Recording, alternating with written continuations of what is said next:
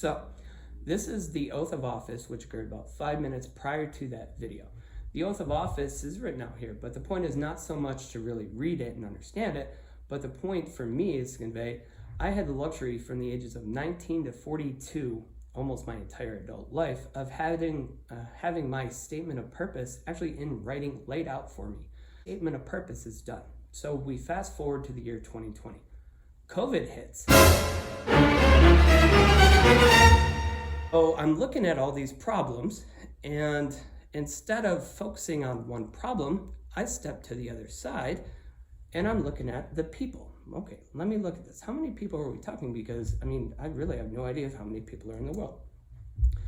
So here we go. This one starts at the year 1800 and goes to the year 2100. Over here, if we look nice and a little right about there, 1800, 1 billion people on the planet. If we come up here, here's about present day, about right there. And actually 2021, we did cross the 8 billion people on the planet. And you can see this nice curve as we go up. Our population is projected to keep going up. And I actually have to move for this to make sense. And I will.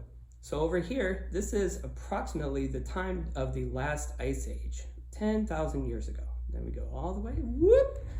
And this 1800 that I was talking about is about right there. You can insert people wherever you want on this, and you can figure out where people actually are in the food chain. It just depends on what their diet of choice is. And then somebody sat down, some doctor-y type person said, hey, here are the ones from the elements that are actually in our body predominantly. Now, if we look at that table, go back a little bit, most of these elements that are naturally occurring in the world, in the earth, in the crust, are actually in our bodies. So the odds are pretty good that right now you do have a little bit of gold in you. So I get to this point. I'm like, okay, let's think about a way to discuss this. I brought this up with a conference with the University of Pennsylvania, and I wasn't accosted, but I was told that's a very dangerous topic. You shouldn't be discussing population because people do not want to be told that they can't have children. You can't keep having children. Okay, all right. So I decided to come up with a few analysis per se. So here are 3 pictures surrounding a $20 bill. You're a person in the middle holding a $20 bill. Of these 3 people, who do you give the $20 bill to? Do you pick the business person, the child, or the homeless person?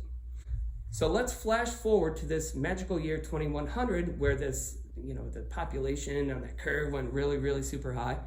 And we're going to change the scenario of decision making. Our population has exhausted our resources as far as being able to grow plants, produce food, and things of that nature. So now we have the same 3 people, but we're going to change. We're going to change what we're going to provide to the people. Who are we going to give this food to? Are we going to pick the business person, the child, or the homeless person? Again, we don't really need to know exactly what your answer is.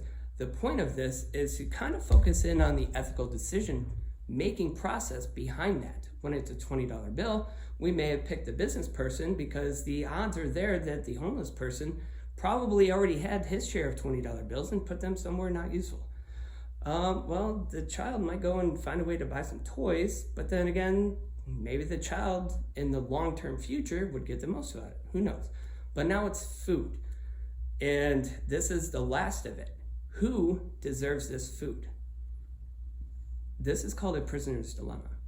By not addressing the ethical decision-making that we're encountering on a daily basis in today's world, we're impacting the decision-making of the future. This type of decision will be something that they actually have to sit down, much like a doctor would do in today's society, and decide who gets to move on and who doesn't. Is it more important for us in today's society to have that natural right? Because that's really the argument. Our natural right is to keep having kids. We have technology to keep us alive. That's our natural right. Or is it more ethical to actually incorporate the future and the thought of our children's children having to make that decision? Where is that line before we actually acknowledge we are depleting the resources? We have to come up with a plan.